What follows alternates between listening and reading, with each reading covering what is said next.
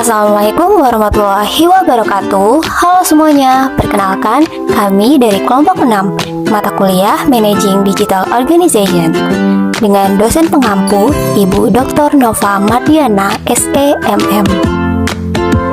Pembiayaan dalam industri media, informasi, dan komunikasi memegang peranan penting. Jika tidak dikelola dengan baik, maka akan mengalami penurunan dan ketidakstabilan usaha. Yang bener aja, rugi dong. Namun sebelumnya, izinin kami untuk memperkenalkan diri. Halo, perkenalkan, nama saya Kalidiana, DNPM 2311012072. Perkenalkan, nama saya Lia Latifah dengan NPM akhir 074. Halo, perkenalkan nama saya Komang Yutri Sagita dengan NPM 2351012012. Perkenalkan, nama saya Dwiana Setiawati dengan NPM 2311012078. Perkenalkan, nama saya Putri Beradeta Manalu dengan NPM 2311012010. Halo semuanya, perkenalkan nama saya Dery Muharman dengan NPM 2311012008. Perkenalkan, saya Muhammad Ridha Rosyid dengan NPM 2311012054. Sebelum kita membahas lebih lanjut, kita ketahui dulu tujuan pembelajaran kita. 1. Mengidentifikasi sumber dana internal dalam industri media dan komunikasi. 2. Menganalisis jenis-jenis pembiayaan utang dalam konsep media dan komunikasi. 3. Merumuskan strategi pengurangan risiko dalam pembiayaan media dan komunikasi. 4. Memahami konsep pembiayaan ekuitas dalam industri media dan komunikasi. 5. Menganalisis struktur kepemilikan perusahaan media dan komunikasi. 6. Mengkaji hubungan antara struktur modal dan kinerja perusahaan media dan komunikasi. Pendahuluan. Fungsi keuangan dalam sebuah perusahaan adalah tulang punggung yang mendukung semua aspek operasional dan strategis bisnis. CFO sebagai pemimpin dalam Departemen Keuangan memiliki peran kunci dalam mengelola sumber daya finansial perusahaan dengan efisien dan efektif. Tanggung jawabnya mencakup mengumpulkan dana untuk memastikan kelancaran operasi bisnis, mengidentifikasi dan memilih sumber pembiayaan yang sesuai, serta melakukan analisis mendalam terhadap kinerja keuangan perusahaan. Kunci keuangan perusahaan adalah pengelolaan yang cermat terhadap arus kas, pengendalian biaya yang efisien, dan pengelolaan investasi yang bijaksana.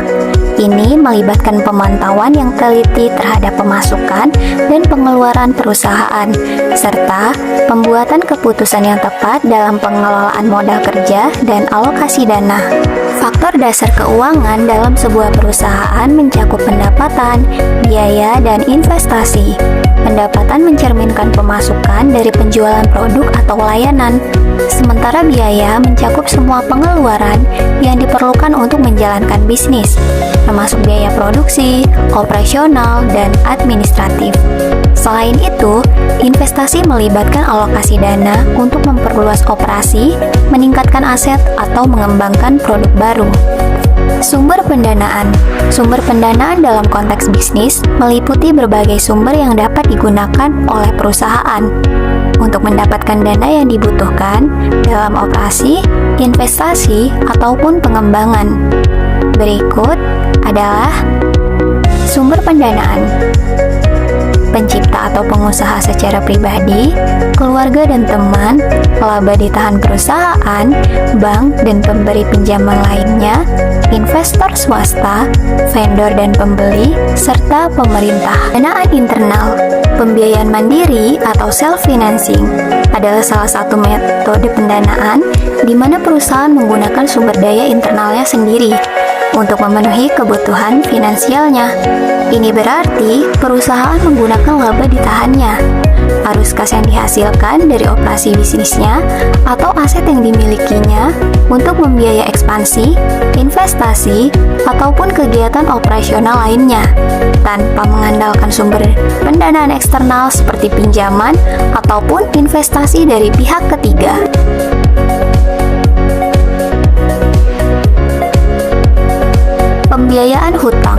Pembiayaan hutang adalah proses atau strategi yang digunakan oleh perusahaan untuk mendapatkan dana dan cara meminjam dari pihak lain.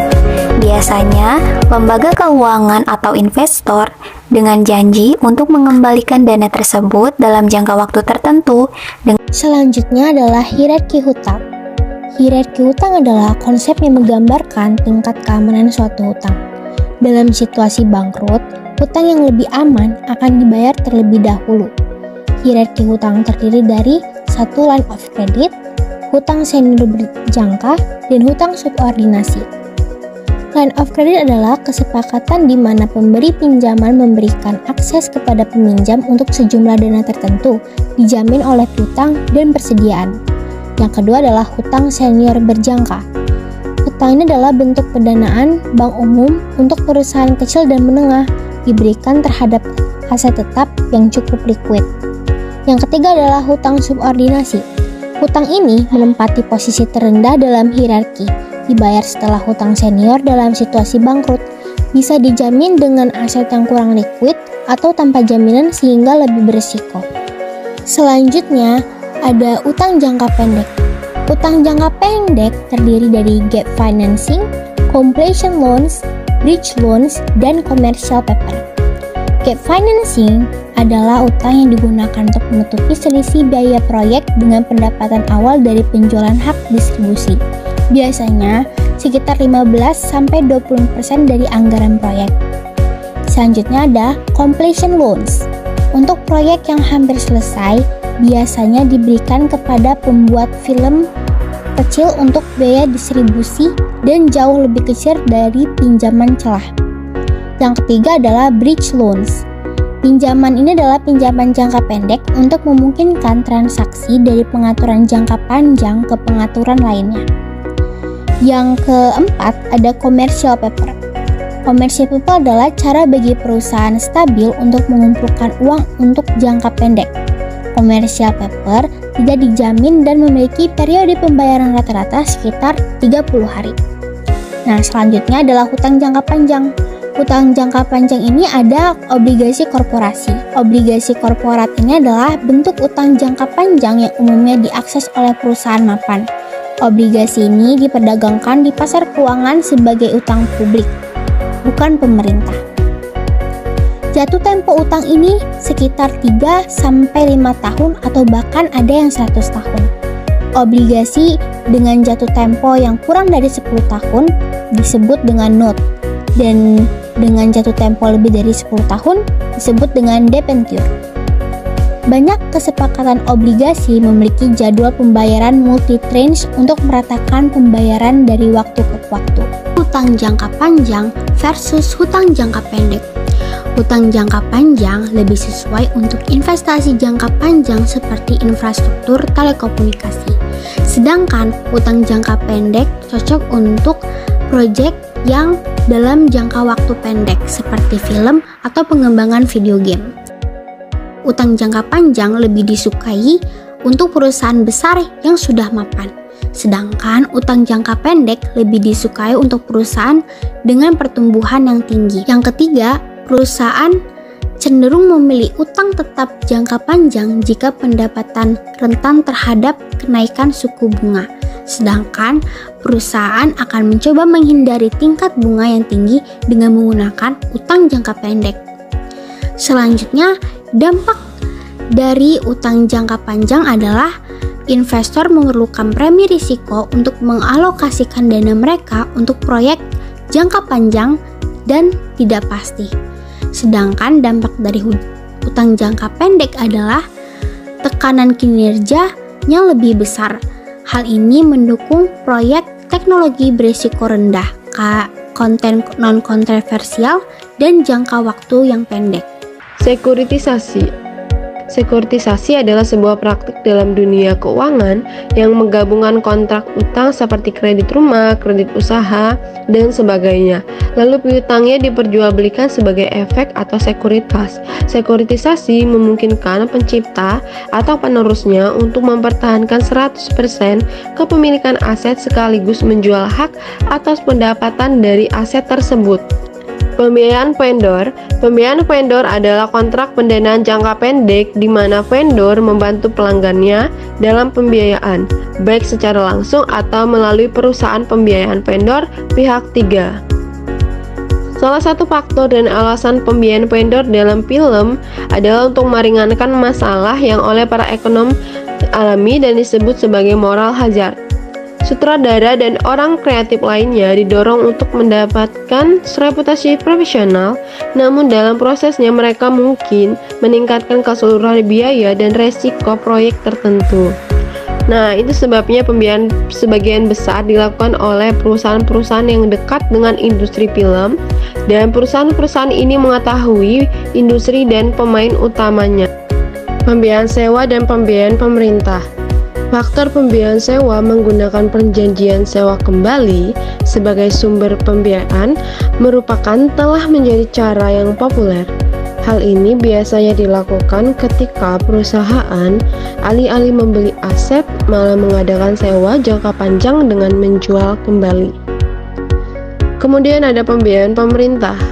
Pemerintah di seluruh dunia merupakan sumber penting pendanaan media dan teknologi informasi.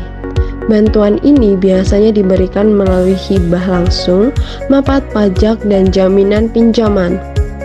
Dukungan pembiayaan pemerintah tidak langsung dapat diberikan melalui proteksionisme dan kebijakan peraturan yang menguntungkan, yang membuat suatu proyek lebih untung dengan memungkinkan perusahaan menetapkan harga yang lebih tinggi.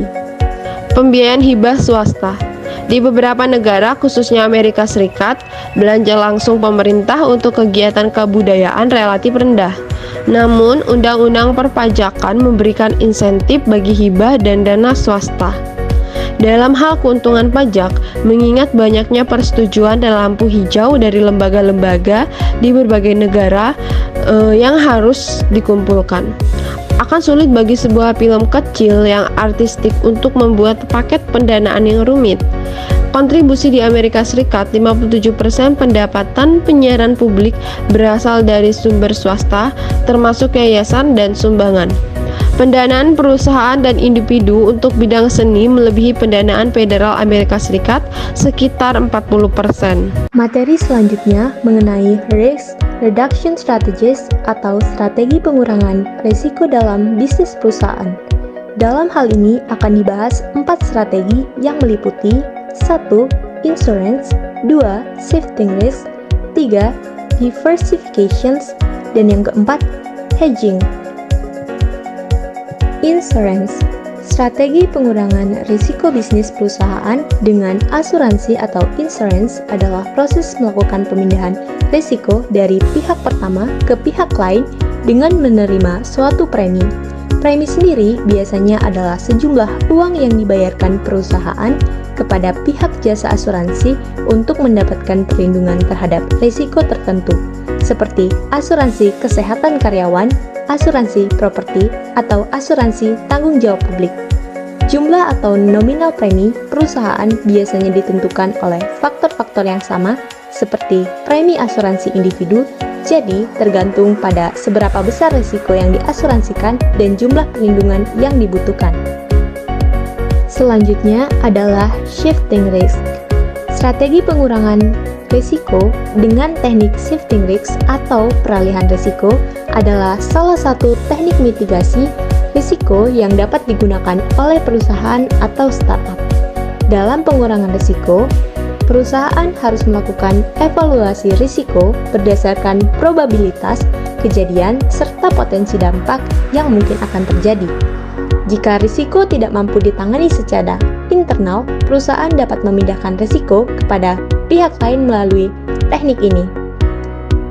Adapun pihak lain yang dapat menerima risiko yang dialihkan dari perusahaan biasanya adalah perusahaan asuransi, pasar derivatif, perusahaan mitra atau kontraktor, entitas keuangan baik bank maupun perusahaan non-bank. Strategi pengurangan risiko selanjutnya adalah dengan teknik diversification atau diversifikasi. Adalah salah satu teknik manajemen risiko yang digunakan untuk mengurangi risiko investasi. Diversifikasi adalah strategi yang dilakukan untuk menggabungkan berbagai jenis investasi dalam satu portofolio dengan tujuan untuk mengurangi risiko keseluruhan portofolio. Diversifikasi dapat mencakup berbagai aset seperti saham, obligasi, properti, dan aset lainnya, serta dapat mencakup aset yang berbeda dalam berbagai sektor ekonomi. Ini membantu melindungi investor dari fluktuasi pasar yang tajam dan potensi kerugian besar. Yang keempat atau yang terakhir ada teknik hedging. Hedging adalah proses untuk membeli atau menjual aset atau kontrak dengan harga yang ditentukan pada saat tertentu dalam waktu yang akan datang, sehingga dapat melindungi perusahaan dari berbagai risiko seperti fluktuasi, perubahan harga, kesalahan pemasaran, atau kesalahan pengembangan produk yang mungkin terjadi dalam waktu yang akan datang. Fluktuasi sendiri adalah perubahan yang tidak terduga atau tidak teratur, bisa naik atau turun dalam nilai atau harga suatu aset, mata uang, komoditas, atau variabel lainnya dari waktu ke waktu. Ekuitas swasta adalah saham perusahaan yang dimiliki oleh pribadi dan tidak diperdagangkan di bursa saham. Penjualan saham ini biasanya ditujukan kepada investor yang memiliki modal besar. Di Amerika sendiri, terdapat sebuah aturan yang bernama Regulation D. Aturan ini mengatur investor yang dapat menerima dan membeli ekuitas swasta. Ekuitas swasta ini menjadi bagian penting dalam pendanaan, terutama dalam perusahaan tertentu seperti perusahaan yang mengalami kesulitan keuangan, perusahaan swasta menengah, perusahaan baru, perusahaan kecil dengan saham yang belum diperdagangkan, perusahaan besar yang menarik diri dari perdagangan saham umum. Perusahaan media dan teknologi menjadi sangat menarik bagi privat investor karena terdapat kemungkinan balik modal yang besar, tapi tentunya diimbangi oleh risiko yang besar pula. Contoh pembelian ekuitas swasta: Kohlberg Kravis Robert atau KKR dan Pemira membeli SBS, penyiar satelit yang berkantor pusat di Luxembourg, sebesar 2, miliar dolar pada 2005. Kesepakatan ekuitas privat sering menyebabkan pecahnya perusahaan besar. Untuk mengurangi utang akibat kesepakatan itu, Stal adalah perusahaan yang mendanai perusahaan baru supaya berkembang pesat. Dana venture capital adalah sekumpulan modal yang diorganisasikan oleh kemitraan terbatas untuk diinvestasikan di perusahaan dan industri yang mewakili peluang dengan tingkat pengembalian yang tinggi. Tujuan yang diingin dicapai oleh venture capital adalah akhirnya menguntungkan. Pendanaan venture capital sendiri terdapat beberapa tahap, yaitu pre-seed, seed, tahap awal, kemudian ekspansi. Meski begitu, venture capital sendiri memiliki kekurangan dan kelemahan. Kelemahan venture capital dari sudut pandang startup adalah bentuk pendanaannya yang mahal. Sedangkan dari sudut pandang investor sendiri, modal venture adalah bisnis yang bersifat siklus, sangat beresiko, dan tidak dapat diprediksi. IPO, Initial Public Offering. Ekuitas publik dipasok oleh pasar modal yang diatur ketat oleh Undang-Undang Sekuritas. Ada beberapa alasan mengapa perusahaan menginginkan IPO. Yang pertama, pemilik saat ini tidak bisa atau tidak mau menambah modalnya. Yang kedua, pemegang saham saat ini memerlukan uang tunai dan tidak dapat dengan mudah menjual sahamnya kecuali dengan diperdagangkan ke publik. Yang ketiga, peningkatan kredibilitas perusahaan karena publisitas. Yang keempat, jangkauan investor dan kumpulan modal investasi yang lebih luas. Yang terakhir, para pemegang saham tertarik untuk menguatkan kepemilikan mereka di perusahaan. Bank investasi. Fungsi dari bank ini adalah 1. Memberikan nasihat mengenai penerbitan, pembelian, dan penjualan surat berharga, serta masalah keuangan lainnya. Kedua, memberi modal kepada korporasi dan pemerintah daerah dengan menjamin emisi, dan mendistribusikan penerbitan sekuritas baru. Ketiga, mempertahankan pasar sekuritas dengan memperdagangkan dan mengeksekusi pesanan dalam transaksi pasar sekunder. Yang keempat, memberikan stempel persetujuan. Kepemilikan perusahaan media dan komunikasi. Pembiayaan ekuitas dalam bahasa sederhana berarti kepemilikan. Dalam industri media dan komunikasi, kepemilikan adalah proses atau tindakan yang mengatur hak atas perusahaan. Investor institusional memainkan peran kunci dalam pasar keuangan dan memiliki berbagai kategori. Pemilik terbesar adalah investor institusi seperti State Street, Vanguard, atau Fidelity.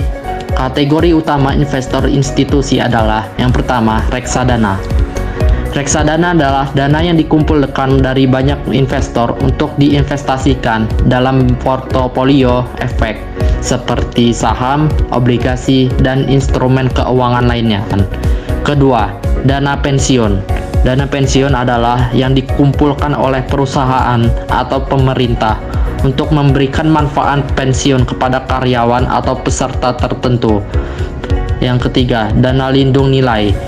Dana lindung nilai adalah dana investasi yang menggunakan berbagai strategi, termasuk derivatif, untuk melindungi dan meningkatkan investasi.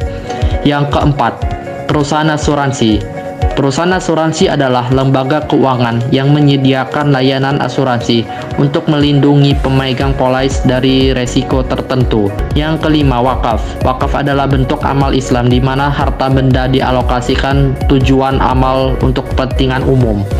Yang keenam, Departemen Kepercayaan Bank. Departemen Kepercayaan Bank menyediakan layanan kepercayaan dan manajemen aset individu, keluarga, dan organisasi. Siklus hidup perusahaan dan struktur modal.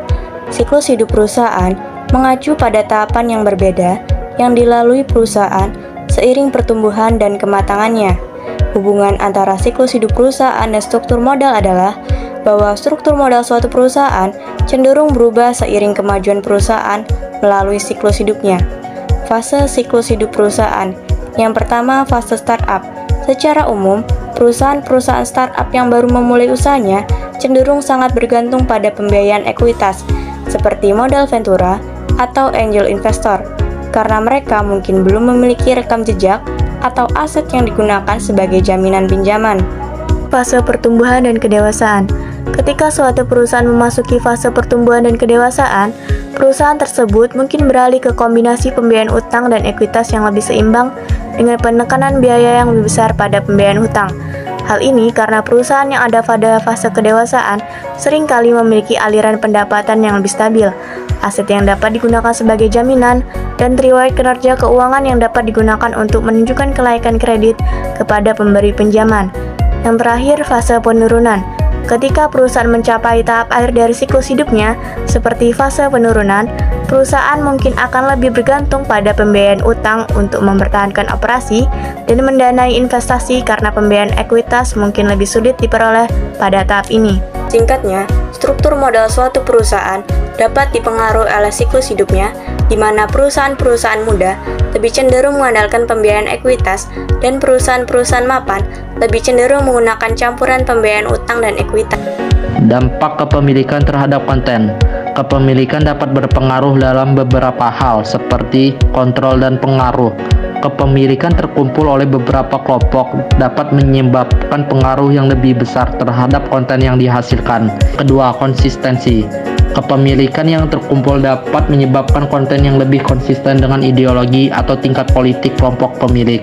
Ini dapat menyebabkan konten yang lebih tidak memperjelas informasi.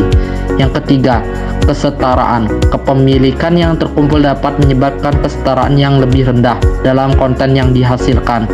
Yang keempat, kualitas konten. Kepemilikan yang terkumpul dapat menyebabkan kualitas konten yang lebih rendah, yang mungkin tidak memperjelas informasi tersebut. Yang kelima, kemungkinan pengembangan.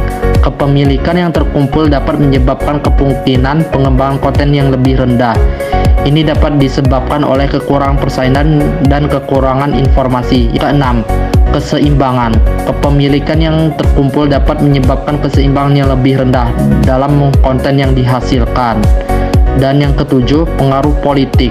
Kepemilikan yang terkumpul oleh kelompok dapat menyebabkan pengaruh politik yang lebih besar terhadap konten yang dihasilkan.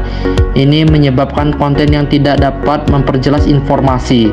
Dalam industri media dan komunikasi, penawaran saham publik sekunder, faktor SPO. SPO adalah penerbitan saham baru untuk dijual kepada masyarakat dari suatu perusahaan yang telah melakukan IPO di masa lalu. Ini adalah cara bagi perusahaan untuk meningkatkan pendanaan luarnya. Salah satu jenis SPO adalah resi penitipan. Ini adalah metode bagi perusahaan asing untuk mengumpulkan uang di negara lain dan memperdagangkan sahamnya di bursa negara tersebut. Struktur modal. Beberapa perusahaan yang lebih cenderung menggunakan utang, sementara yang lain lebih mengandalkan ekuitas.